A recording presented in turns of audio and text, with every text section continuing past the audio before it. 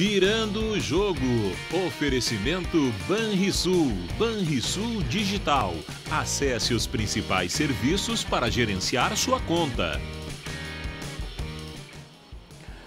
Muito boa noite, estamos começando o Virando o Jogo ao vivo pela RDC TV, canais 24 ou 524 na Claro Net TV para o estado do Rio Grande do Sul.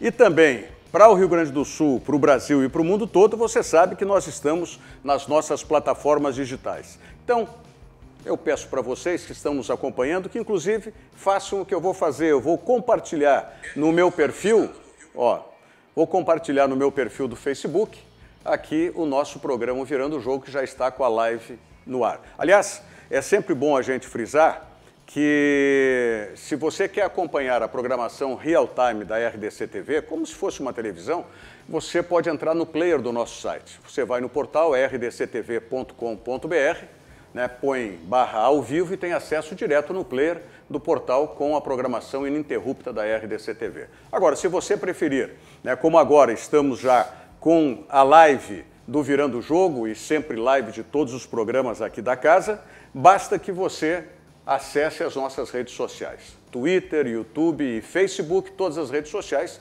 têm as lives dos programas, como agora está acontecendo do Virando o Jogo. Você digita RDC TV Digital e você vai estar conectado, linkado conosco. Lembrando sempre que pelo Facebook você manda os seus recados, você interage e você participa também do Virando o Jogo. Tá certo? E sempre aquela lembrança, para você ficar atento às promoções que a RDC TV faz e também para você saber um pouco mais dos bastidores do que acontece nas internas aqui da RDC, tem o nosso Instagram. O nosso Instagram também é RDC TV Digital, você digita e você vai saber um pouco mais das coisas aqui da RDC.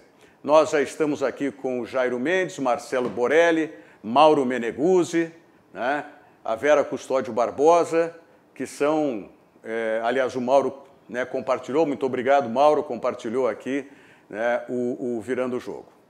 Bom, no programa de hoje, eu estou recebendo aqui o advogado e desembargador aposentado, mas hoje exercendo a advocacia, Carlos Rafael dos Santos. Doutor Carlos Rafael, seja muito bem-vindo ao Virando o Jogo. Boa noite. Tudo bem, Rogério? Uma honra e um prazer estar aqui contigo de novo. Fazia tempo que eu não participava mais dos teus programas, mas é um prazer estar aqui com vocês e vamos procurar expor aí o que for necessário para que a gente possa estabelecer uma troca de ideias com os teus telespectadores aí, inclusive. Muito bom. E o jornalista Fernando de Prímio, mais uma vez conosco aqui. Boa noite, Fernando. Boa noite, já estou ganhando cadeira cativa aqui no programa, mas tudo bem. Como já estou habitué do programa, é sempre uma alegria muito grande voltar e rever o Rogério e o Carlos Rafael também. Vamos fazer o seguinte, tu já pode ficar efetivo e dividimos só o prejuízo e as contas, tá? Os lucros da... Aliás, a gente terminou se encontrando aqui porque somos todos ex-anchetanos, todos nós estudamos no Colégio Anchieta.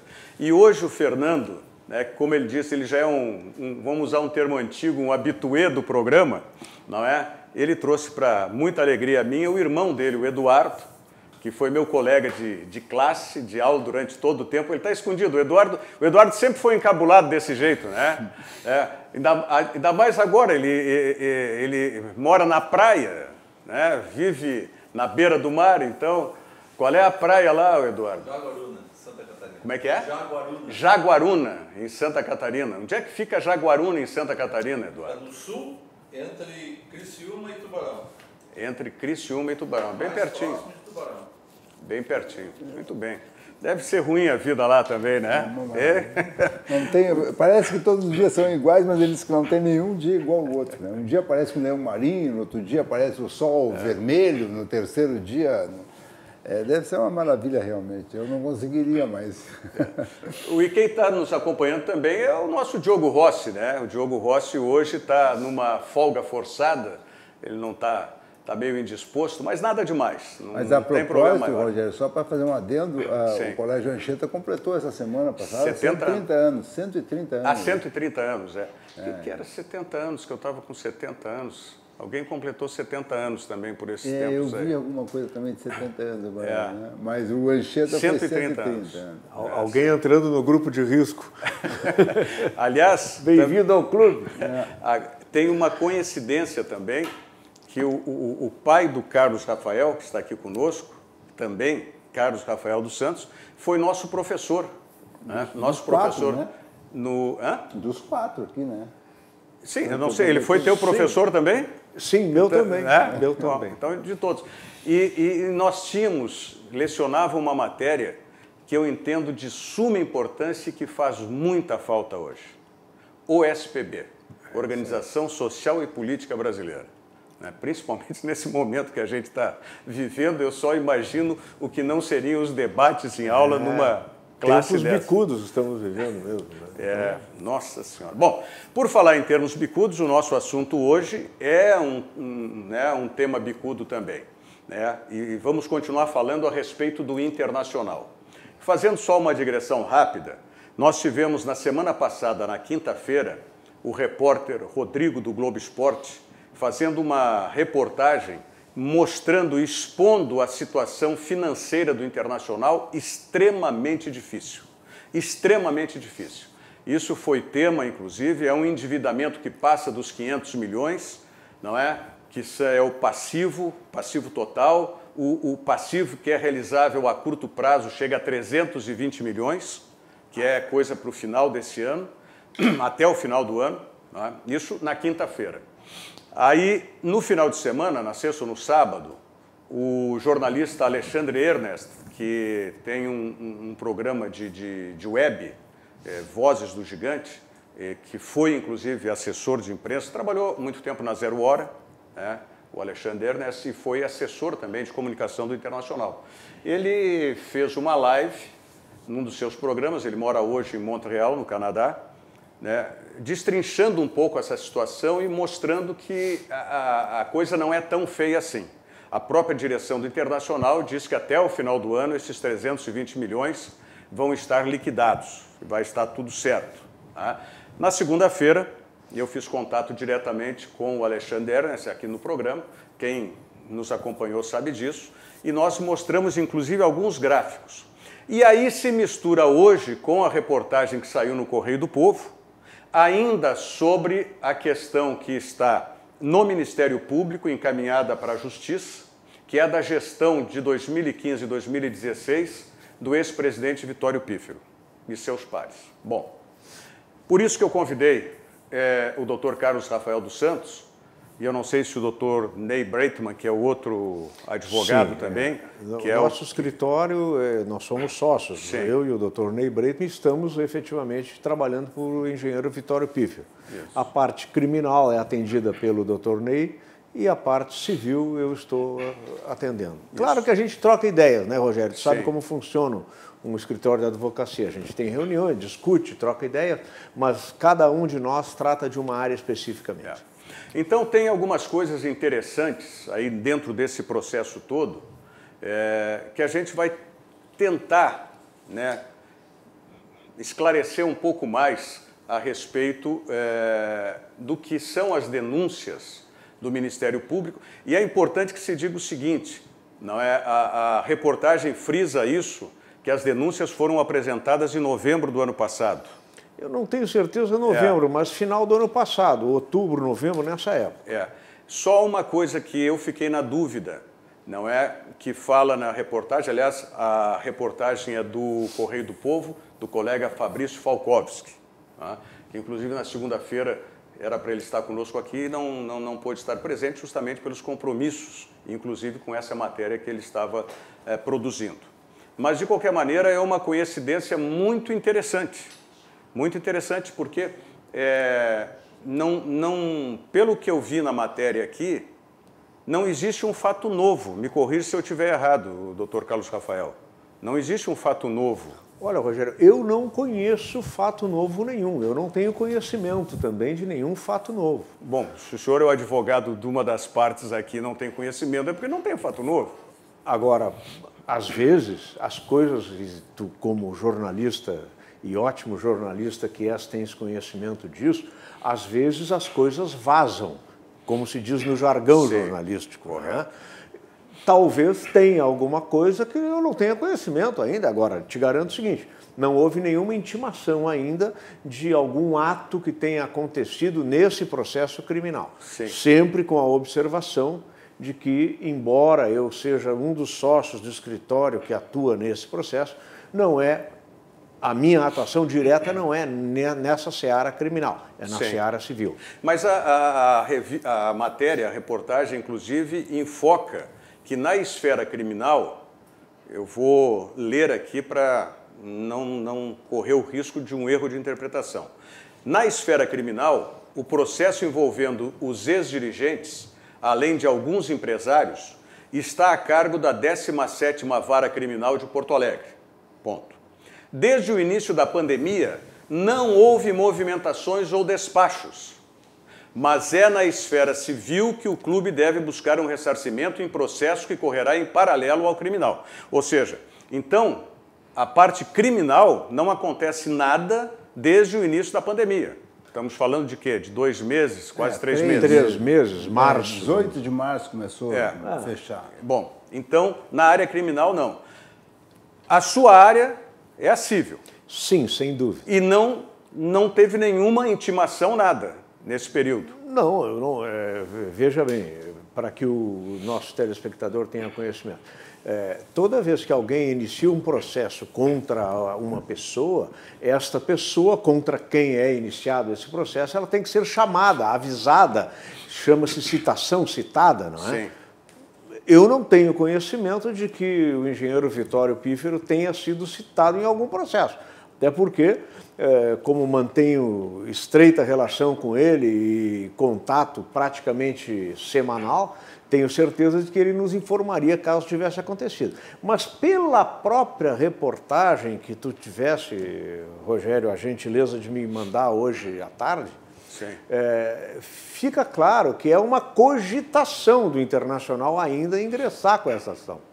Não parece, pelo que está dito na reportagem, que já tenha ingressado. É uma cogitação, é uma hipótese que certamente deve estar sendo avaliada pelo departamento jurídico do clube. O que eu fiquei em dúvida, eu não sei se o Fernando, ao longo da nossa explanação, quiser perguntar, fica à vontade também, Fernando. Eu sei que não é tu tá tranquilo nessa, né? Como gremista, tu tá olhando de camarote essa história aí do Internacional, hein? Realmente, eu só queria entender, o Internacional estaria pretendendo oferir um ressarcimento do Vitório Pífero por prejuízos que teria causado o clube, é isso? Da gestão do Qual Vitório. É o mote, o fato do gerador, qual seria o fato do gerador? É uma boa pergunta. Porque eu também estou aguardando. Independente das dificuldades que ele enfrentou, se o presidente lá teve prejuízo ou lucro, isso, todos os outros teriam que entrar na fila também para serem intimados a ressarcir, né? Tanto de Grêmio, muitas gestões tiveram dificuldades. Então, mas eu queria entender, o Internacional acha que tendo prejuízo, ou pelo menos a matéria quer dizer, ele iria se responsabilizar o Vitório Pífero pelos problemas acontecidos e iria querer o dinheiro de volta, é isso? O que acontece é que a atual gestão do presidente Marcelo Medeiros, que entrou em 2017, encaminhou, através de 2 comissões de inquérito internas, uma primeira comissão não apresentou um resultado, não sei se a gente pode dizer mais aprofundado, ou um resultado... Eu não quero dizer que agradou ou desagradou, não quero entrar nessa seara aí porque é extremamente delicada. Mas o que se sabe é que a primeira comissão, até foi presidida pelo José Amarante, a primeira comissão, ela apresentou um parecer e aí o Conselho resolveu nomear uma segunda comissão. A primeira botou panos quentes aí e tal... Eu não vou usar essas expressões, nem do agradar, desagradar, panos quentes, enfim, mas apresentou um relatório. Sim. Apresentou um relatório. O Conselho entendeu, talvez como insuficiente isso, e nomeou uma segunda comissão. Exatamente. O senhor é conselheiro ainda, doutor Carlos Rafael? Não. Eu saí do Conselho Internacional em 2013. Certo. Bom, aí uma segunda comissão foi constituída, apresentou um outro parecer, e esse parecer é que foi encaminhado para o Ministério Público? Como é que foi esse exatamente. procedimento? A segunda comissão especial, chamada Comissão Especial no Conselho Deliberativo, emitiu um parecer em que entendia que havia alguns fatos passíveis de serem examinados pelo Ministério Público e encaminharam, o Conselho houve por bem encaminhar esse relatório conclusivo da comissão, ou relatório final, não sei exatamente o nome que foi dado, ao Ministério Público. Sim. E daí é que adveio a denúncia contra os ex-dirigentes do clube da gestão 2015-2016. E aí é que vem a minha dúvida também, que ficou nessa reportagem do Fabrício Falkowski. A Justiça já aceitou essas denúncias? Não. O funcionamento, embora eu não esteja atuando diretamente nesse processo, mas o funcionamento é mais ou menos o seguinte. Primeiro, o órgão acusador, no caso o Ministério Público, porque se trata de uma ação civil, uma ação pública, o Ministério Público oferece a denúncia ao Poder Judiciário. O Poder Judiciário recebe essa denúncia inicialmente e abre vista àquelas pessoas que são denunciadas para que respondam à denúncia. Sim. Nessa resposta, normalmente, esses denunciados levam razões que justifiquem, eventualmente, a rejeição da denúncia ou o seu não recebimento, entre aspas, o recebimento oficial, o recebimento formal da denúncia. Pelo que eu tenho conhecimento dessa ação penal, ela está exatamente nessa fase. O nosso escritório já respondeu à denúncia, já ofereceu as razões pelas quais entende que ela não deva ser recebida em face do engenheiro Vitório Pífero, e está aguardando uma decisão judicial nesse sentido, de receber ou não receber, ou rejeitar a denúncia, enfim, são termos técnicos, mas que podem, cada um deles acontecer. Em recebida a denúncia, se instaura o processo e começa todo Exatamente. Então não existe processo ainda? Não, processo já existe. Do Ministério Público? Não, no Judiciário já foi oferecida a denúncia já foi entregue no foro, vamos dizer assim, para usar uma linguagem coloquial. Ela é entregue no foro, distribuída a uma das varas, no caso para a 17ª Vara Criminal de Porto Alegre, e o magistrado titular da 17ª Vara Criminal determinou a intimação de todos os denunciados. Eu até nem vou listar os nomes, porque eu talvez não peque por omissão, e cada um desses tem um prazo determinado para responder à denúncia. Certo. E vão responder dizendo, olha, não há justificativa, não há indícios, não há qualquer demonstração inicial suficiente para que esse processo contra mim continue. Certo. E aí o juiz titular vai examinar. Se ele entender. Ou pode Exatamente, ele pode. É aquela terminologia, Rogério, que se usa, é coloquial, mas enfim, tornar réu é receber oficialmente a denúncia. Quando o juiz diz o seguinte, olha, tem indícios suficientes, tem prova do fato, tem indícios de quem seja o seu autor, então vamos receber a denúncia, e aí vai se abrir a fase de prova, de coleta de prova, para verificar se aquelas pessoas têm realmente culpa. Então o Vitório não é réu?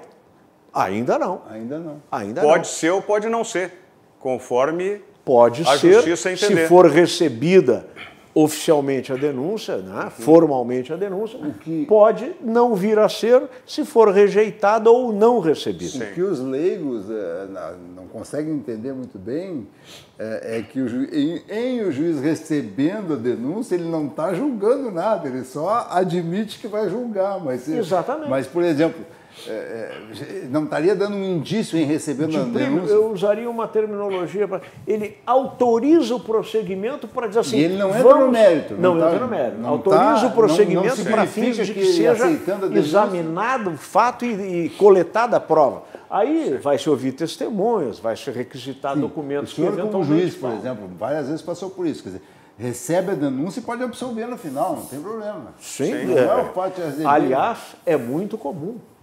É mais comum do que a condenação final, mais comum é a absolvição final. Ou seja, e pode nem ir para julgamento. Pode ser arquivado Não, antes. ainda não, mas se for recebida a denúncia, aí sim. Mas e aí eu pergunto o seguinte, porque como tem, o senhor mesmo disse agora, para não cometer nenhum equívoco, não listar aqueles que estão relacionados, denunciados pelo Ministério Público.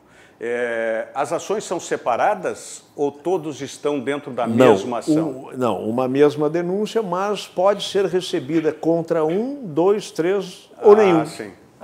Então podemos ter, de todos os envolvidos, alguns que a Justiça rejeite. Pode. Sem Aceite dúvida a argumentação sem dúvida nesse Com relação início. a esses arquivamos e tal, e seguimos Sim. o feito. Exatamente, segue quanto aos demais. Porque aí é que me vem justamente a questão a respeito do ex-presidente Vitório Pífero. Porque pelo que eu entendi da matéria, não existe, vamos usar da reportagem, mas não existe, não sei se materialidade seria a expressão correta, não sei se seria isso, mas tem um termo aqui que é do juridiquês, né, que é da terminologia jurídica, que eu não entendi e gostaria que o senhor nos explicasse. Teoria do domínio do fato. Essa é uma teoria de origem alemã, que ela serve, Rogério, e isso é muito importante, não para levar à condenação de alguém, Sim. a rigor, mas para distribuir o grau de culpa entre aqueles que eventualmente venham a ser condenados. Claro que muitas vezes os tribunais interpretam de modo diferente essa situação, mas rigorosamente, na origem, a teoria do domínio do fato é essa. Tá? Porque a lei penal brasileira, pelo que ainda lembro da minha época de juiz criminal, ela exige a prova de uma ação ou omissão culpável. Tipo, vamos imaginar que eu tenho uma empresa... A teoria do meu domínio do tesoureiro fato é mais ou menos o seguinte. Não, a pessoa estava numa situação superior, ela tinha que ter o conhecimento, Sim. é uma coisa um pouco Vamos imaginar que eu tenho uma deletéria, empresa, o meu tesoureiro está roubando, todo dia de noite ele vai lá no caixa e pega o dinheiro. Agora, eu não sei absolutamente nada, mas algum dia chega assim, não, o senhor tinha que saber, você era o seu tesoureiro, afinal de contas, então eles tentam... Né? Mas ela não dispensa a prova de que havia o conhecimento, e aí nós teríamos, no máximo, uma omissão culpável. Sim. No sentido de aquele que tem conhecimento e exerce um cargo superior, de ter um dever jurídico, vamos dizer assim, de evitar aquele fato. Mas, antes de mais nada, no direito penal não se trabalha sem a ideia da culpa, e culpa requer prova. Esse é o fator mais importante. Porque seguindo aqui a reportagem inclusive cita, entre aspas, não é a denúncia do Ministério Público, inclusive diz aqui, afirma a denúncia do Ministério Público nas páginas 23 e 24, tá? De que o denunciado Vitório Carlos Costa e Pífero, além de organizar e viabilizar a forma como os valores supostamente destinados às empresas de construção eram sacados, repassados nos 2 momentos das fraudes, concorreu também para as práticas delituosas com o domínio gerencial e funcional dos desvios perpetrados contra o Esporte Clube Internacional, com natural conhecimento decorrente da sua função de gestor principal e efetivamente participativo das atividades administrativas e financeiras do clube, do dispêndio de mais de 12 milhões de reais destinados a obras não realizadas. Bom, pelo que eu entendi dessa teoria do domínio do fato, isso que o MP está dizendo aqui de organizar e viabilizar a forma, domínio gerencial e funcional e natural conhecimento, isso tem que ser provado. Claro que tem que ser provado. Isso não é uma coisa, algo isso, que... Isso não fica embutido já na teoria. Não, tem que ser demonstrado. Tem que ser demonstrado, evidente, de que ele tinha conhecimento, de que ele... E certamente, olha, eu tenho plena convicção de que o engenheiro Vitório não tem nenhuma conduta, ele não praticou nenhuma conduta culpável nessa questão. Sim. Tanto é, Rogério, veja bem, que não há na acusação nenhum fato específico dizendo fez isso, fez aquilo. É tudo, deveria, quem sabe, talvez soubesse, entendeu? Pois é, mas eu queria entender melhor isso aqui, porque me parece meio paradoxal. Não, eu também gostaria de entender afirmação. melhor. No momento que o Ministério Público, né, argue ou levanta a teoria do domínio do fato, como o senhor explicou, sim, é porque deveria ter o conhecimento como gestor, e já faz uma afirmação de organizar e viabilizar a forma. Domínio gerencial e funcional, natural conhecimento. Não parece meio paradoxal isso? É paradoxal, é contraditório, inclusive. É isso. É contraditório, não tenho dúvida. A palavra talvez melhor tenha sido essa, contraditório mesmo. É contraditório. Eu tenho certeza que até por isso, quem sabe, a denúncia não seja recebida em face do engenheiro Vitório Piffer. Eu tenho convicção disso, bastante forte. Certo. Bom, nós vamos falar em seguida, inclusive porque o Conselho Deliberativo, no meu entendimento, aí é a opinião minha, é um direito do Conselho Deliberativo do Internacional ter feito o que fez, ou seja, não sei se expurgando é a expressão correta, né, ou cancelando a associação do Vitório e de outros também, não é? Mas entendo que se foi encaminhado para o Ministério Público, para a Justiça, deveria pelo menos o Conselho Deliberativo do Internacional esperar que a Justiça desse um parecer para depois, então, o Conselho tomar. Mas isso é uma opinião minha, também vou querer saber a opinião dos nossos convidados aí. Bom, vamos amenizar um pouco, porque depois, na segunda parte, tem a questão das finanças, que é uma coisa... E é muito interessante o que eu vou mostrar. Eu já falei na segunda-feira aqui, né, quando o Alexandre Ernest, que foi quem elaborou esses gráficos das finanças do Internacional, né, eu já frisei isso e vou mostrar para vocês aqui a respeito dos gastos do endividamento do Internacional, né, como é que ocorreram esses endividamentos. Bom, quero lembrar para vocês que aí está o restaurante Santo Antônio à disposição de todos vocês. Se você passou esse período aí em que, por obrigação dos decretos estadual e municipal, né, o restaurante estava fechado, agora o restaurante já está aberto, né, já está há quase um mês que já está funcionando, dentro daquelas determinações dos decretos, sem dúvida alguma. Então, se você quer matar a saudade daquele filé, Fernando, e Carlos Rafael, o Santo Antônio está aí.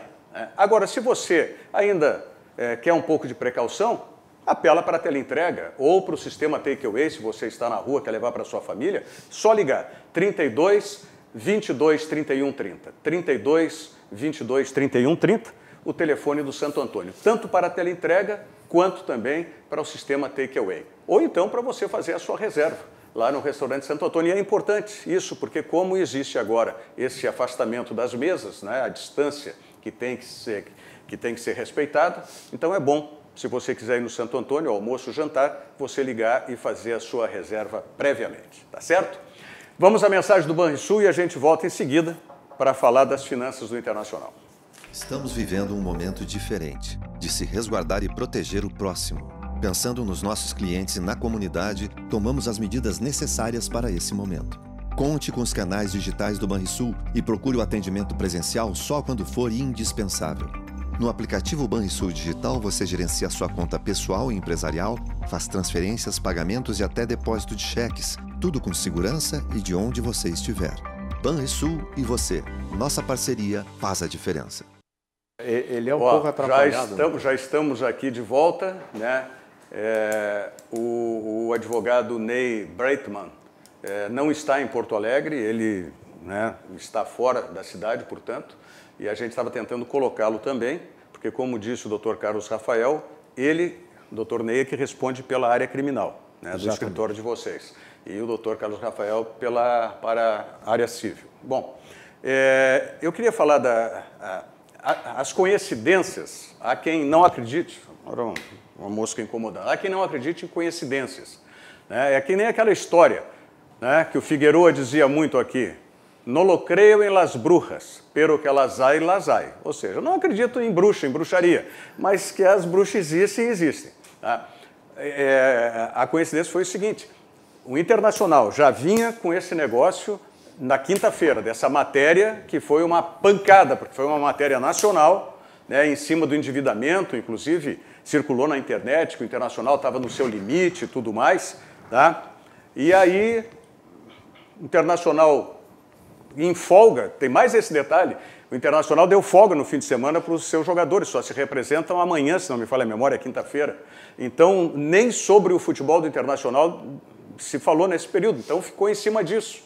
E aí, hoje sai essa reportagem no Correio do Povo, né? O Fabrício Falkowski recebeu as informações, quer dizer, o Fabrício é repórter, né, Fernandes? Sim. Somos todos repórteres jornalistas, recebendo, e o Fabrício foi quem levantou essa situação, foi quem recebeu inicialmente as informações, não é? E levantou essa situação da gestão do ex-presidente Vitório Pífero. Então ele recebeu agora, mesmo que não tenha, como disse o Dr. Carlos Rafael dos Santos, não tenha havido nenhum fato novo, porque o Ministério Público, como diz a reportagem, apresentou em novembro do ano passado, tá, para a Justiça, ou seja, nesse período não teve nada, inclusive a questão de valores aqui, eu não sei se o senhor tinha conhecimento já da questão de valores que o Ministério Público arrola aqui, né, que seria... Eu li a reportagem, mas fala em 12 ou 13 milhões, uma coisa assim. No total seriam mais de 13 milhões, sendo que 98% disso seria da parte finanças e patrimônio, né, e minimamente 2 ou 3% seria referente ao futebol, né, a parte do futebol. Mas aí foi o que eu enfoquei. Vamos mostrar aqui, vamos mostrar no telão, dá para jogar no telão os gráficos. Aí a questão do passivo, tá? Passivo do Internacional. Tá? Vocês vão observar no gráfico, passa para o telão aqui de novo, vê, só para eu indicar aqui, depois pode abrir. Aqui embaixo são os anos, tá? Os anos das gestões do Internacional até o final do ano passado, 2019. Tá? Aí, como diz aqui, o verde é o passivo circulante, que é o que precisa ser agora, o passivo não circulante em amarelo e o passivo total em vermelho. Vamos nos prender no passivo total aqui, no início desse gráfico. E aqui os valores. Tá? Pode cortar, então. Vocês vão observar, 2010 era a gestão do Vitório Pífero. Os primeiros 4 anos de gestão do Vitório Pífero. O endividamento do Internacional. 2011 entra a gestão do Giovanni Luigi. Cresce um pouco o endividamento, chegando a 2013, tá? E 2014. 2014 é onde o endividamento vai lá para cima. 541 milhões de reais de endividamento no final da gestão do Giovanni Luigi. Aí, 2015, entra a gestão do Vitório Pífero. O endividamento começa a cair, o endividamento total e também, né, o que tinha de passivo, tá? Especialmente o passivo circulante, que é o que tem que ser realizado mais prontamente. Então tem uma queda, 2015 e 2016, tá? O passivo vem lá para baixo. E aí nós vemos, a partir de 2017, quando entra a atual gestão do Internacional, do presidente Marcelo Medeiros, começa a crescer de novo o endividamento do Internacional, e que foi o motivo da reportagem do Rodrigo, do Globo Esporte, na última quinta-feira. Chegando hoje num total, né, do passivo total, circulante e não circulante, de 514 milhões de reais. R$500 bilhão é o endividamento. Vamos passar para o gráfico seguinte. Esses gráficos todos foram elaborados, tá, pelo Alexandre Ernest, que esteve conosco virtualmente, porque ele, repito, mora no Canadá, conosco na segunda-feira. E aqui a gente pode ver o passivo circulante. 2010, quando termina a gestão do Vitório Pífero, tá, era 182 milhões. Depois, primeiro ano da gestão do Giovanni Luigi cresce, decresce depois no segundo ano, na gestão do Giovanni, tá?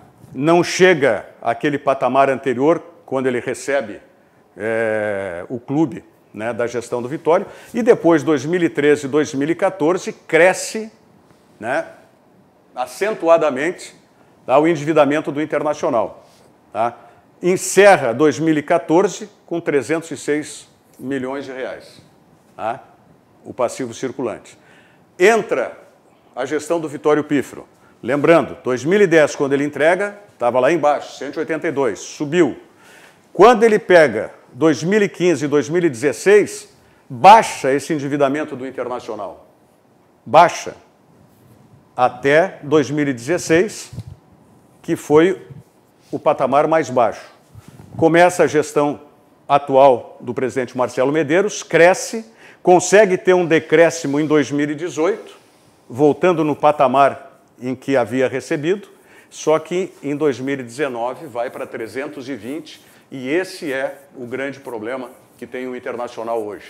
320 milhões de reais, a direção do Internacional diz que está tudo tranquilo. Que está tudo tranquilo, que até o final do ano esse passivo, né, vai ser compreendido. Nós temos uma trajetória aí de 10, 15 anos, agora em 6 meses com coronavírus, com Covid, sem futebol, sem não sei o quê, vai resolver em 6 meses? Aí vem mais o último gráfico que o Alexandre Ernest fez, né, que é justamente da necessidade de caixa do Internacional. Né? Também, final da gestão do Vitório Pífero, o primeiro mandato do Vitório... Primeiro não, era o segundo, na verdade, porque o Vitório foi reeleito e deixou, né, em 2010.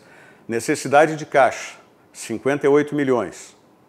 Chega final do primeiro ano do Giovanni Luigi, necessidade 75 milhões. Segundo ano do Giovanni Luigi, necessidade 108 milhões, necessidade de caixa. Terceiro ano da gestão do Giovanni, 94 milhões. E aí, o último ano de gestão,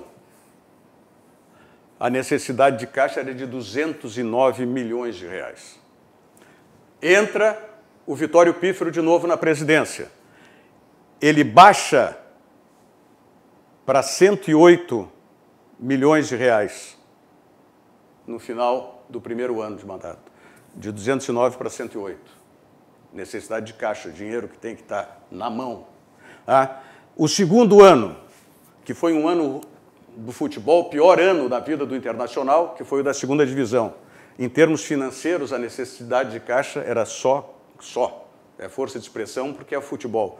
E comparando, né, os outros anos do Internacional, 46 milhões.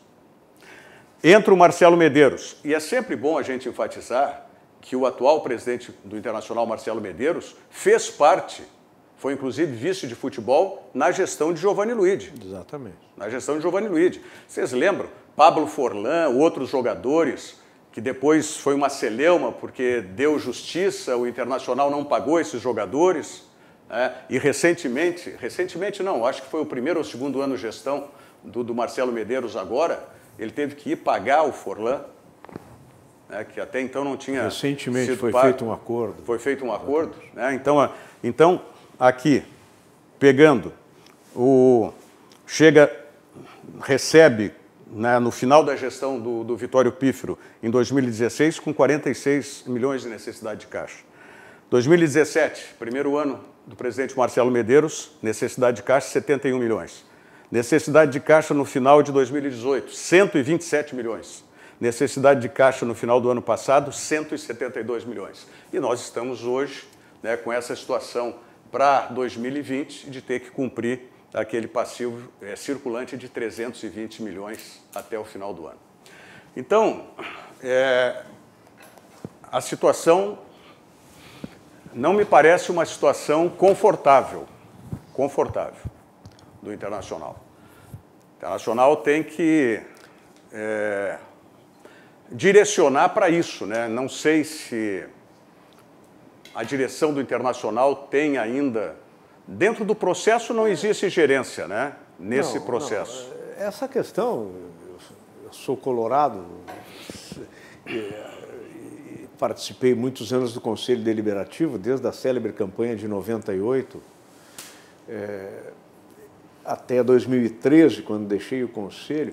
E eu tenho sempre os clubes de futebol, Rogério, eles estão endividados, a gente sabe disso. Mas ainda agora, como disse o Fernando, com essa pandemia, a ausência de receita, claro que a receita do quadro social deve ter caído, a receita de transmissões de televisão e publicidades e patrocínios deve ter caído significativamente. Mas eu tenho expectativa que a direção consiga, tem os homens que estão lá, eu conheço o doutor Marcelo Medeiros, é um colorado de nomeada, e tenho certeza que vão encontrar a saída, assim como os outros clubes de futebol no Brasil. Talvez, e isso é uma certeza que eu tenho comigo, uma convicção, o que eu acho é que há muito tempo os salários pagos aos jogadores de futebol estão situados num patamar exagerado para o Brasil. Sim, para a realidade brasileira, né? Não sei se para a realidade mundial, mas para o Brasil. Uma folha mensal de 9, 10, 11 milhões de reais em Porto Alegre, imagina. Passou 4, 5, 6 meses, é 36 milhões, passou, né? Um ano isso nós falamos ontem, inclusive, no programa. O primeiro ano da gestão atual do presidente Marcelo Medeiros, que foi onde ele tinha que sair da segunda divisão, mas, de qualquer maneira, a folha do Internacional era quase 6 ou 7 vezes maior do que a maior folha dos outros participantes da segunda divisão. Maior que do Grêmio, inclusive, há 2, 3 anos atrás. O Grêmio ganhando os títulos que ganhava e a folha do Internacional era maior. Entende? É uma coisa assim, eu concordo com o Carlos, é muito alto o valor, 8, 9, nós temos que aproveitar, inclusive, essa pandemia para repensar isso, né?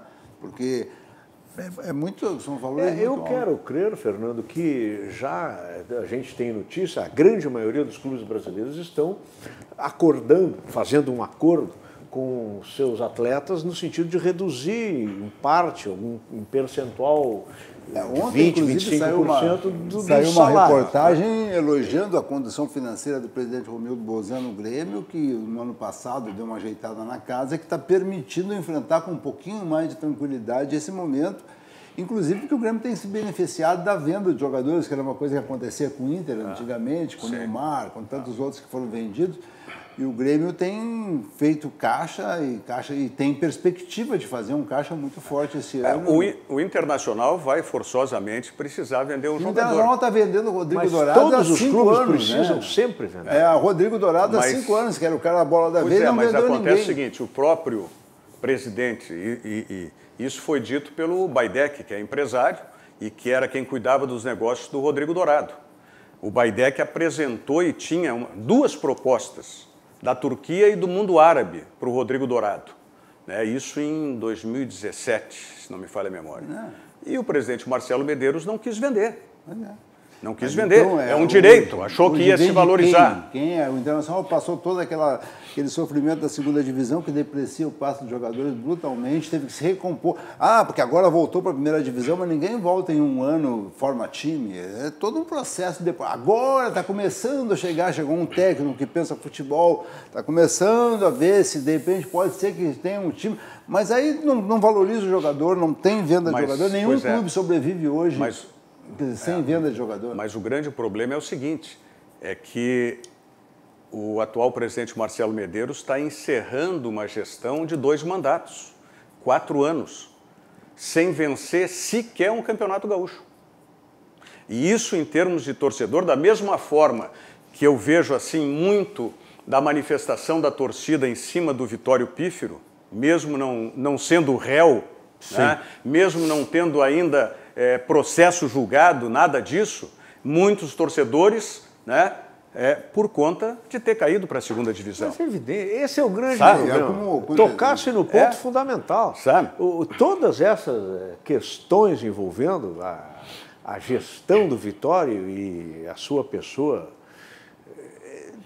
estão muito relacionadas com a queda para a segunda divisão. Eu não tenho dúvida disso. E é um problema em grau menor que o atual presidente Marcelo Medeiros está enfrentando e talvez aí a razão desse endividamento crescente, porque ele tem que ganhar alguma coisa.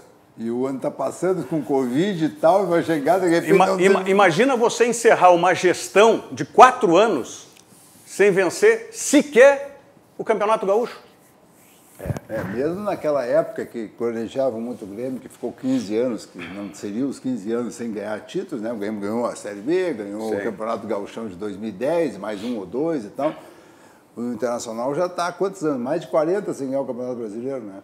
Tá, 92 foi o último título da Copa do Brasil de expressão. Aí ganhou a Libertadores em 2010, mas já fazem 10 anos. O Gauchão já fazem 4, 5. Começa a fazer pressão, né? A pressão começa a aumentar. E a gente não pode esquecer a questão política, né? Aliás, é isso que eu quero falar em seguidinha. Temos ainda uns 10 minutos de programa. Mas antes de voltar à questão internacional, eu quero lembrar para você, né, depois de passado esse período que você só podia se exercitar em casa, agora você pode voltar, né, para a academia. E o CT Ciclo 21 do professor Leandro Brandão é um CT, é um centro de treinamento, onde você tem todos os equipamentos, tem também a caixa de areia, que isso é muito importante, principalmente para quem faz algum tipo de competição, ou corrida de rua, ou algum outro esporte competitivo, né? Tem todas essas condições de absoluto preparo físico-atlético lá no CT Ciclo 21 do professor Leandro Brandão. Respeitando também as normas estipuladas pelos decretos, existe o distanciamento, tudo que é previsto, e 3 vezes por semana o professor Leandro Brandão está ministrando aula com horário marcado e tudo mais. Promoção para essa volta, mensalidade de R$ 150 por 3 vezes na semana, fechando o compromisso por 3 meses, a mensalidade baixa para R$ 120, e se fechar o pacote semestral, 6 meses, a mensalidade cai para R$ 100 apenas. Então, aproveite. E se você quer personal trainer, o professor Leandro Brandão disponibiliza terças e quintas para o trabalho como personal, tá certo? Passe um WhatsApp, se você tem interesse, para 51, que é o código de área, 99606-1956. Vou repetir, 99606-1956 é o WhatsApp lá do CT Ciclo 21, que fica aqui em Porto Alegre, na Avenida Ipiranga, 4660. Mensagem do Banrisul, a gente volta em seguida, ainda debatendo o internacional. Estamos vivendo um momento diferente, de se resguardar e proteger o próximo. Pensando nos nossos clientes e na comunidade, tomamos as medidas necessárias para esse momento. Conte com os canais digitais do Banrisul e procure o atendimento presencial só quando for indispensável. No aplicativo Banrisul Digital, você gerencia sua conta pessoal e empresarial, faz transferências, pagamentos e até depósito de cheques, tudo com segurança e de onde você estiver. Banrisul e você. Nossa parceria faz a diferença. O Banrisul e você. Essa é a parceria que faz a diferença. E lembrando, você que é cliente Banrisul, tem o Banrisul Digital. Claro que tem o aplicativo aí no seu celular, porque com o Banrisul Digital você opera a sua conta de onde você estiver. Pode estar aqui em Porto Alegre, pode estar no interior do estado, pode estar em lá, como é o nome, Eduardo, da praia? Jaguaruna, né? Sul de Santa Catarina, que é um paraíso lá onde o Eduardo de Primo, irmão do Fernando, deixou o Fernando trabalhando aqui e foi lá para o paraíso em Jaguaruna, o grande Eduardo. Nova Camboriú, o nome nosso na praia lá. Nova Camboriú lá. A cidade é Jaguaruna. O município é Jaguaruna, a praia é de Nova Camboriú. E a praia do empreendimento lá de vocês é Nova Camboriú. Nova Camboriú. Muito bem. Bom, eu falei aqui anteriormente, deixa eu ver quanto tempo nós temos ainda para o programa, temos 7 minutos. Na avaliação de um ex-conselheiro de um Colorado, eu não sei se também quer fazer essa avaliação, estou perguntando, minha tarefa aqui é perguntar. Não tem nenhum problema. Pelo fato de essa comissão que foi, né, estipulada lá internamente, encaminhado para o Ministério Público, seria do Conselho Deliberativo esperar uma definição da Justiça para depois tomar a decisão, mesmo que tenha esse direito, né, no âmbito do Conselho, mas de expulsão desses que são objeto da investigação? Rogério, evidentemente eu como advogado do Vitória e atuei na reunião do Conselho Deliberativo que negou provimento ao nosso recurso e manteve a decisão, acolheu a proposta da Comissão de Ética e excluiu todos os ex-dirigentes do quadro de sócios do clube. Eu acho que foi uma decisão equivocada, sinceramente.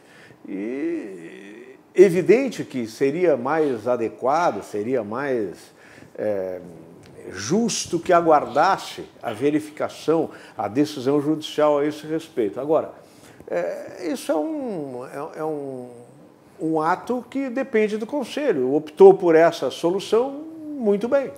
Não é? Nós estamos tratando de... Tá, mas não é uma decisão muito... Porque nós falamos há pouco do torcedor, né, que xinga o Vitório, talvez menos por esse fato financeiro mais e mais pela rebaixamento, segunda divisão. Não houve passionalidade do Conselho também? Mas sem dúvida que houve. Tanto é que, veja bem, alguns juristas que integram o Conselho, eu vou citar só um,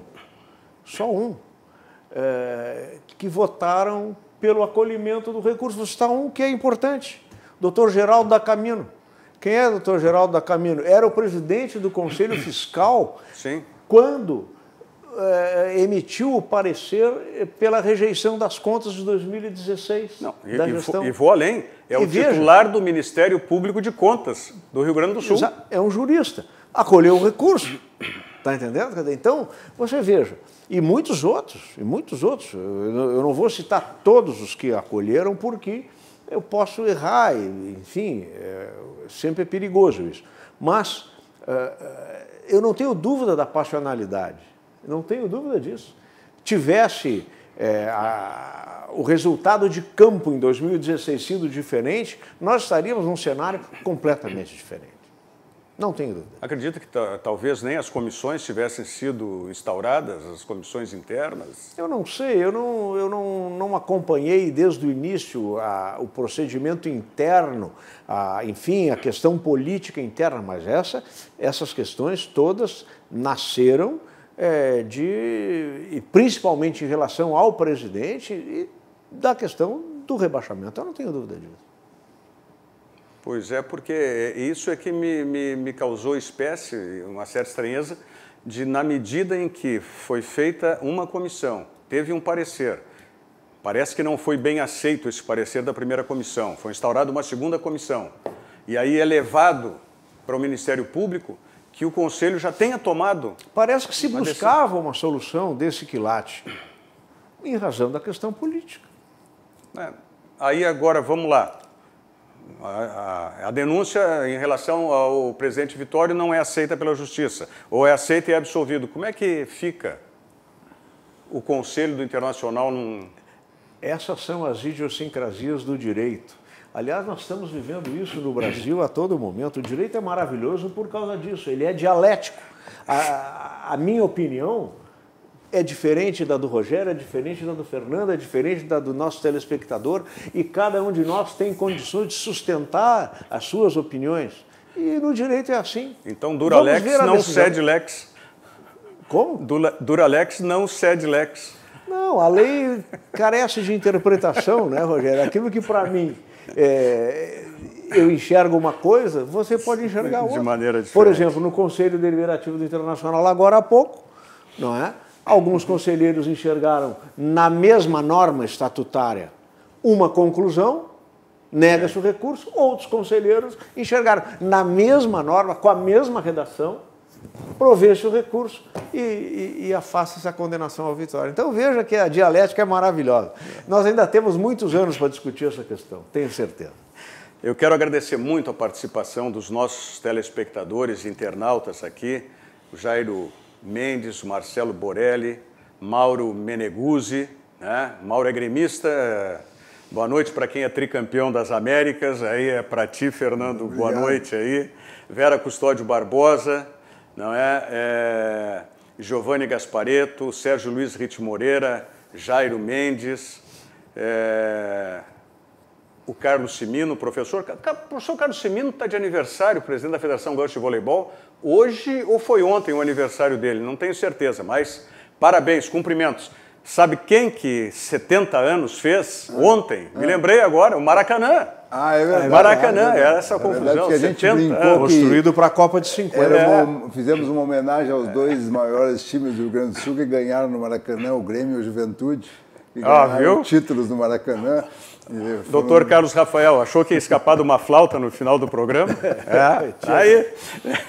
Guilherme Silva também, o José Avelini Neto, da revista Gol, nosso colega, né? Diego Bayer Buraldi também nos acompanhando, Pedro Bernardes, muitos, Cláudio Kraus, Cláudio de Vilar, Mauro Eduardo Pinto, Fábio Priscila Silveira Barbosa, André Hackney. Muito bom. Gente, não vou conseguir ler todos porque nós chegamos ao final do programa e o Cadu Oliveira já está aí na porta porque na sequência tem o Dois Toques. Quero agradecer muito, Dr. Carlos Rafael dos Santos. Muito obrigado aí pelos seus esclarecimentos, né, a respeito dessa questão do ex-presidente Vitório Pífero, né? Fernando de Prime, obrigado pela participação mais uma vez. Obrigado pela visita do Eduardo também, né? Todos ex-anchetanos aqui, com muito orgulho, a gente 100% de anchetanos. 100% de anchetanos. Então fiquem, né? Muito obrigado pela sua companhia, sua audiência, e fiquem conosco aqui, porque o Cadu Oliveira está chegando em seguidinha com o Dois Toques. Nós voltamos amanhã, 8h15 da noite, com o Virando o Jogo. Até lá e obrigado. Virando o Jogo. Oferecimento Banrisul. Banrisul Digital. Acesse os principais serviços para gerenciar sua conta.